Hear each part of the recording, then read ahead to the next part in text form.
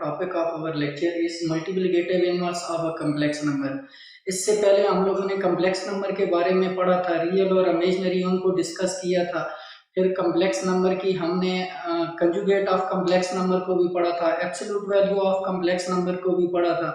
अब हम जो है वो आज multiplicative inverse of a complex number पढ़ते हैं और उसके साथ साथ हम एक एग्जांपल करेंगे, एक क्वेश्चन भी करेंगे कि किस तरह से मल्टीप्लिकेटिव इनवर्स को हमने सॉल्व करना है।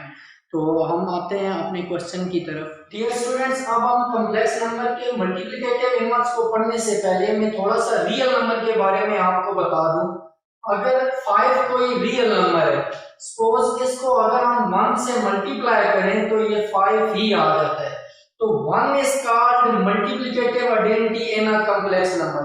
चूंकि हमने रियल नंबर के मल्टीप्लिकेटिव इनवर्स को पढ़ना है, सपोज 5 मल्टीप्लाई बाय 5 करें तो हमारे पास 1 आंसर आता है। अगर हम कैंसिल करें, ये जो 5 है हमारे पास, ये जो हमारे पास है, इसको कहते हैं मल्टीप्लिकेटिव इनवर्स और ये जो है इसको कहते हैं मल्टीप्लिकेटिव आइडेंटिटी।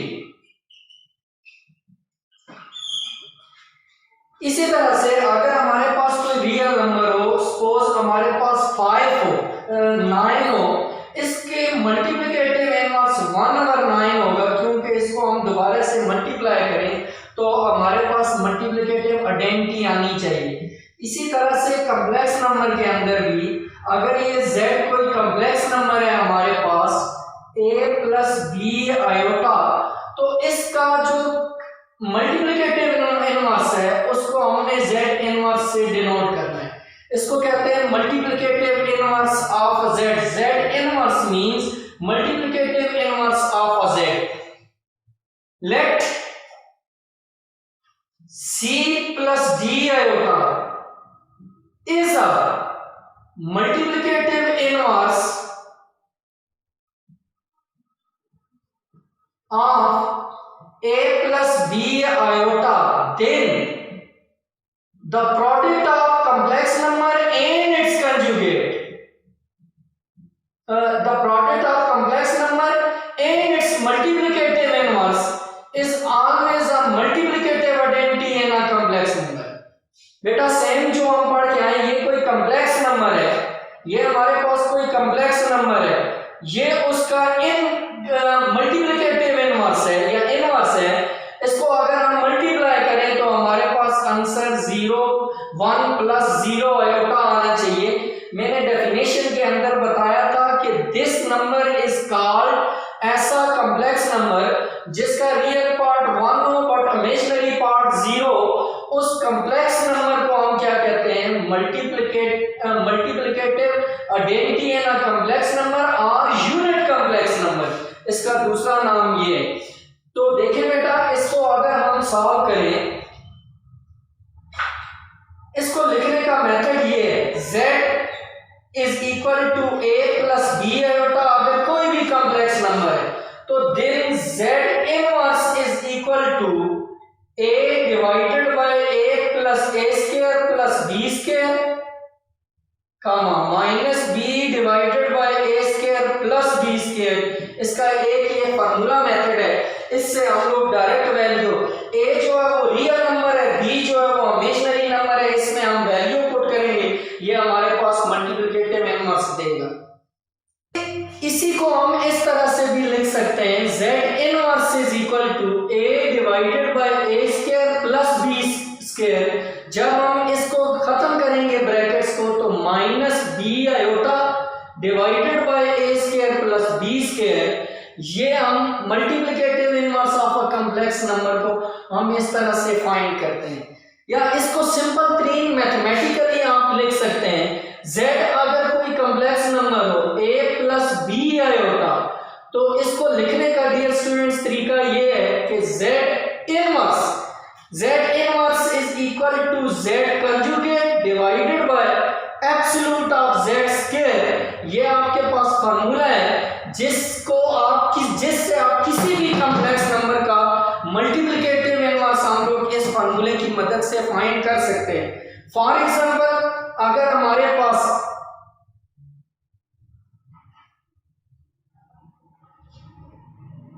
अगर z कोई कॉम्प्लेक्स नंबर है, z is equal to 1 plus 2 iota, we want to find z inverse, हमें वैल्यू चाहिए z इनवर्स की या मल्टीप्लिकेटिव इनवर्स ऑफ z की।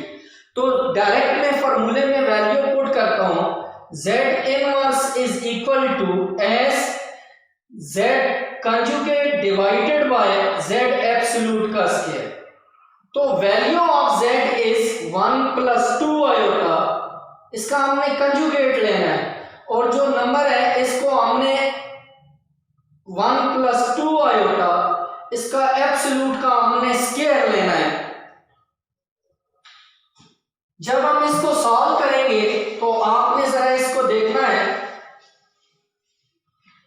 इसको सॉल्व करेंगे z inverse is equal to conjugate of z, हम ऑलरेडी पढ़ के आए हैं कि सिर्फ इमेजिनरी पार्ट वाला साइन चेंज होता है।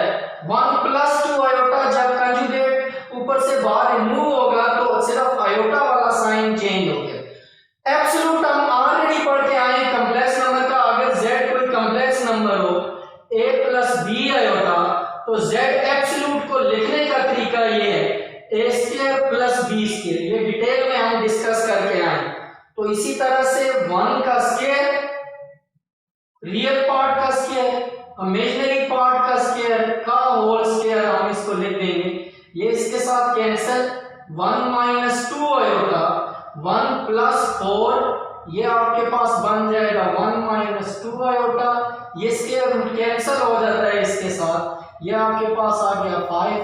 z inverse is equal to 1 by 5 minus 2 by 5 आएगा। तो अब अगर आप इसको चेक करना चाहें, देखिए complex number z into z inverse करें या z इनवर्स इनटू z करें तो आंसर हमेशा मल्टीप्लिकेटिव आइडेंटिटी या यूनिट कॉम्प्लेक्स नंबर आएगा। फॉर एग्जांपल हमारे पास z है 1 प्लस 2 आयोटा, इसका मल्टीप्लिकेटिव इनवर्स है 1 बाय 5 माइनस 2 बाय 5 आयोटा। तो जब आप इनका प्रोडक्ट लेंगे तो मस्ट है कि आपके पास इनका आंसर 1 प्लस 0 आयोटा आएगा, क्योंकि 1 over 5 minus 2 over 5 iota is a multiplicative inverse of 1 plus 2 iota। अब देखिए हम एक एग्जांपल लेते हैं, यही आपके पास क्वेश्चन दिया है एक्सरसाइज नंबर 1.2 का, न्यू बुक है, क्वेश्चन नंबर 4 है, इसको हम देख लेते हैं। लेट कोई कॉम्प्लेक्स नंबर है, let z is equal to 5 plus 2 iota, या इस तरह से हम लिख लेते हैं, गिवन दैट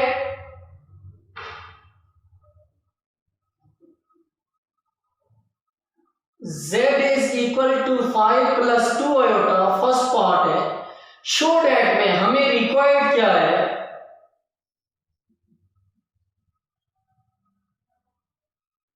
हमें रिक्वायर्ड है z inverse.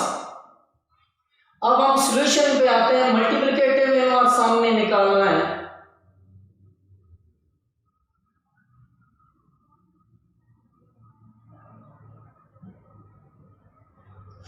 z is equal to z, हमारे पास जो कॉम्प्लेक्स नंबर है वो है 5 प्लस 2 आयोटा, हमें मल्टीप्लिकेटिव इनवर्स ऑफ z चाहिए। तो आप इसको इस तरह से लिख सकते हैं S z, we know that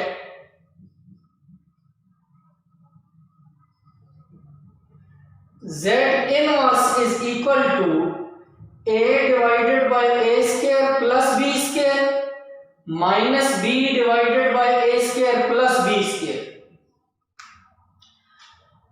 Here a is equal to 5 and b is equal to 2, तो substituting value of a and b, z inverse is equal to value of a is 5, 5 square plus b की value हमारे पास 2 है, 2 square minus value of b is 2, 5 square plus 2 square, 5 divided by 25 plus 4 minus 2 divided by 25 plus 4। इसको अभी आप देख सकते हैं, z inverse is equal to, आपके पास 5 एज इट इज 25 प्लस 4 29 बन जाएगा, -2 डिवाइडेड बाय 29। बेटा क्वेश्चन हमारे पास जो है वो कॉम्प्लेक्स नंबर की फॉर्म में या ऑर्डर पेयर की फॉर्म में नहीं है, तो इसको हम इस तरह से लिख सकते हैं, ये z इनवर्स। फिर ये मेथड 1 हमने किया है, method 1 M1, M2 next method है। हमारे पास कोई कॉम्प्लेक्स नंबर है z is equal to 5 plus 2 iota, let इसका हमने फाइंड करना है z इनवर्स। z इनवर्स को हम इस तरह से लिख सकते हैं 1 by z, the value of z is 5 plus 2 iota.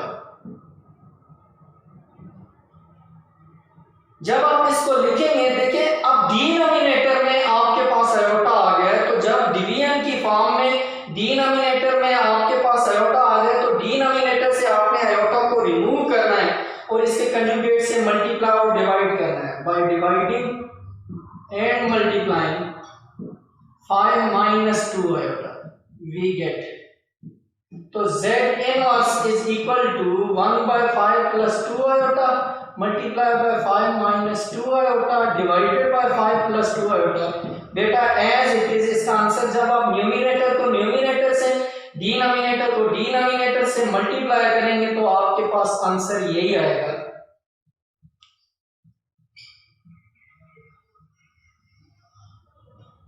तो इसको हम लिखेंगे कैसे, इसको लिखने का तरीका ये है, एंड पे the multiplicative inverse of 1 plus 2 iota is the multiplicate, this implies that the multiplicative inverse of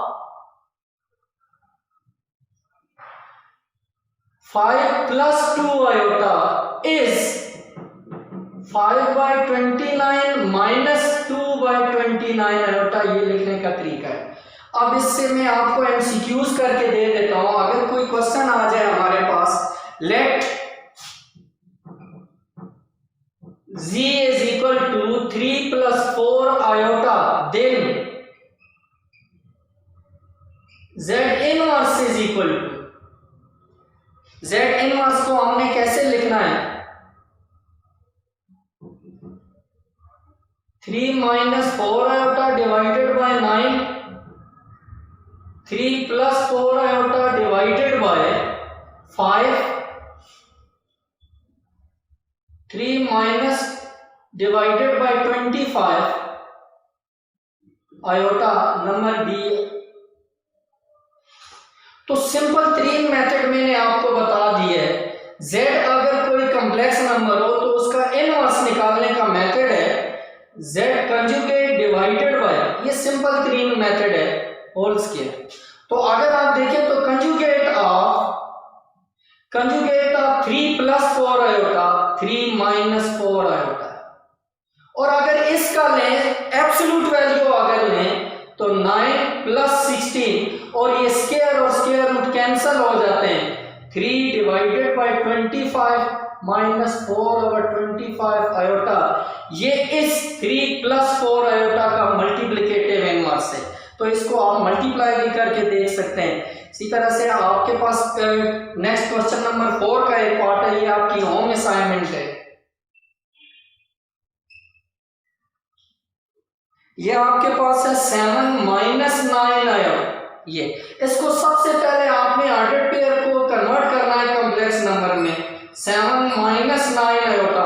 अब इसका मल्टीप्लिकेटिव इनवर्स आपने फाइंड करना है और वो आप इसी मेथड से फाइंड कर सकते हैं। और एक थर्ड मेथड भी है, उसको डेफिनेशन मेथड कहते हैं। यहाँ तक आपको कोई भी प्रॉब्लम हो तो आप व्हाट्सएप नंबर जो मैंने आपको दिया था पिछले लेक्चर में उस पर आप पूछ सकते हैं। बहुत शुक्रिया जी।